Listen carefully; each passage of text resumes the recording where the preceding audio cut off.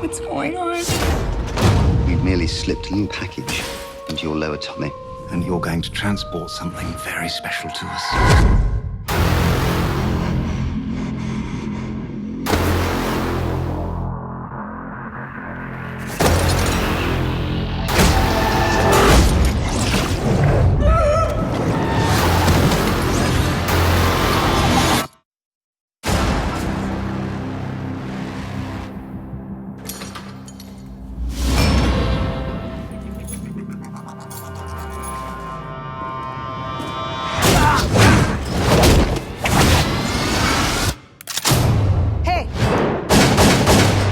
Speak English? No. You speak English? Yes. Take me to the hospital now. Hospital. Somebody put a bag of drugs inside me. I need you to take it out. It's leaking. It is estimated most human beings only use 10% of their brain's capacity. Imagine if we could access 100%. Interesting things begin to happen. Yes? Professor Norman, my name's Lucy. I just read all your research on the human brain. It's a little rudimentary, but you're on the right track. Thank you. I have access to 28% of my cerebral capacity. I can feel every living thing. Since when did you start writing Chinese? Since an hour ago. What happens when she reaches 100%? I have no idea. All this knowledge, you can unlock secrets that go beyond our universe. I'm not even sure that mankind is ready for it. It's like all things that make me human are fading away.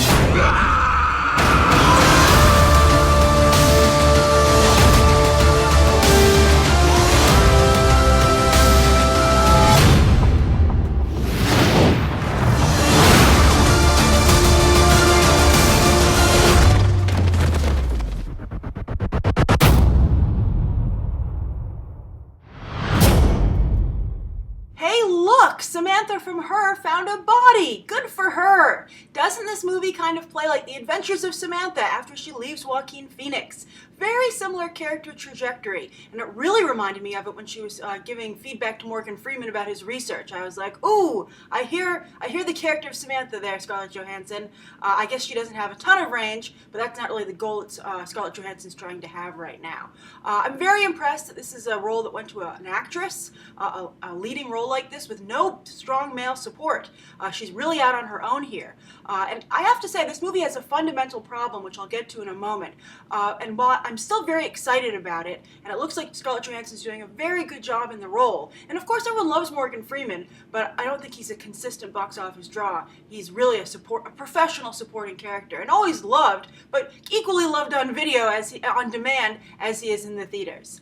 So the fact that Scarlett Johansson really has no backup here, box office backup, I'd have to say that if I were Marvel Studios, having seen this trailer, I'd actually be a little upset with her for taking the role. Because if this doesn't do well, I think it's going to kill any potential Black Widow standalone film. Now, a lot of you are divided as to whether or not you want to see that. Now, and also, just remember, just because you don't want to see it doesn't mean there aren't a lot of people who do. Let's just acknowledge that we're heavily divided on it. But if I were a Marvel Studios executive, I'd be like, why did you have to go and do this? You've put your action career in the hands of someone else, Luc Besson, who has a very shaky box office track record, and not allowed me, Marvel Studios, to launch you the way I wanted to, and I probably could have done correctly. So, fingers crossed, holding my breath, all those good luck, sayings to hope this film does well. Because Scarlett Johansson has yet to be a box office draw her entire career. So scary stuff. Now on to the trailer itself. I have to say this is the biggest special effects budget I've ever seen Luc Besson get to play with. So good for him, and I'm very interested to see what he does with it. But yesterday when the trailer debuted, there were two big topics of discussion that came up. The first is that this was basically a flashier version of Limitless, and I would agree with that. I think using more of your brain, that storyline has been done before and done recently and done pretty well. That wasn't a huge hit, but it was a surprisingly strong hit. So to copy that again so soon, and with a similar color palette and similar setting. There was a lot of Times Square shot scenes in Limitless, so to see that revisited here again is, again, questionable and could end up hurting the film. Maybe Luc Besson doesn't watch American films. He's like, I'm only in France paying attention to what we're doing over here. But anyway, the other thing that came up a lot was unexpected. A lot of people were saying, oh, this trailer's unexpected. And I would say it's not, because it's exactly what we were promised. A drug mule has an accident and gets superpowers. And that's exactly what we saw. Instead, I would counter that the unexpected term that's being bandied about with this trailer is actually a polite way of saying, Luc Besson, this don't make no sense, because it doesn't.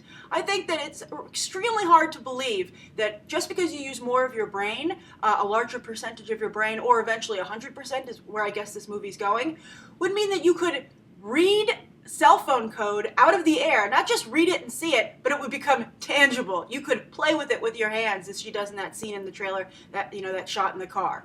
It makes no sense. And I think that's a big hurdle for this movie. And maybe if I used more of my brain, I would totally get it. But right now, my meager 10%er thinks it's just sloppy writing. I think Luc Besson didn't want to be bothered to come up with a power set with rules. He's like, you know what, she can do whatever I want her to. And I guess to some degree, that could be exciting to watch, but I think it's going to be hard for this film, therefore, to impress the audience, because when you really impress an audience with this type of movie, especially the demographic that you need to impress with a film like this to make it a cult hit, it's that you impress them with your use of the rules you've set up.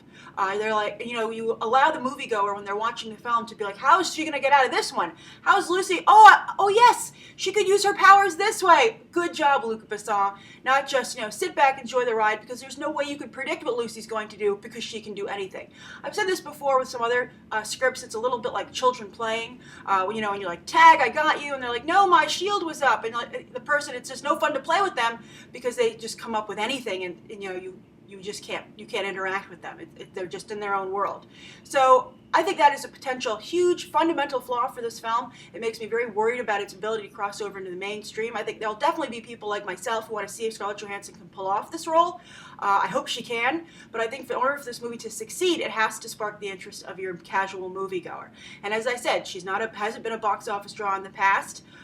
There's no strong male lead to kind of balance things out as like a safety net for her. And then also, I think that this thing not making sense could really make people go, you know what, it's a rental. Or, I just don't get what's going on. It seems silly. I'll go see her as Black Widow when she's in someone else's film. I think those are all potential things that could happen here. But you know what? It's a step in the right direction, and I think it's more than likely this will just be another film like The Long Kiss Goodnight. Great movie. If you've not seen it, I've mentioned it before. It's so good. It's early Shane Black. Well, post-Lethal Weapon, but then right after he ruined his career, partly because The Long Kiss Goodnight was such a flop. Shane Black written film, Rennie Harlin directed, back when Rennie Harlin knew what he was doing, but it starred Gina Davis and Samuel L. Jackson. Kind of similar dynamic that you have going on here with Scarlett Johansson and Morgan Freeman.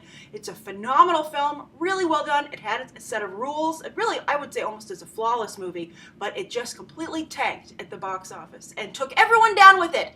Only really Samuel L. Jackson escaped, but that's because he was on his way up when the movie came out. No one could really hold it against him, because it didn't really define him, because he had nothing riding on it. So what do you guys think of this trailer? Do you agree with me that it has a fundamental flaw? Do you think it has a hope at the box office? Can you imagine yourself seeing it in theaters? How about your typical casual moviegoer? Is that you? Will you go? And do you think this puts the Black Widow movie in danger? How would you feel if you were Marvel Studios and you saw this trailer drop yesterday before a Black Widow movie? And also, keep in mind, it dropped so it could play in front of your movie. That's why this trailer came out. So write your thoughts down below. Thank you so much, and I hope you enjoyed this review, and you can check out some more episodes right now.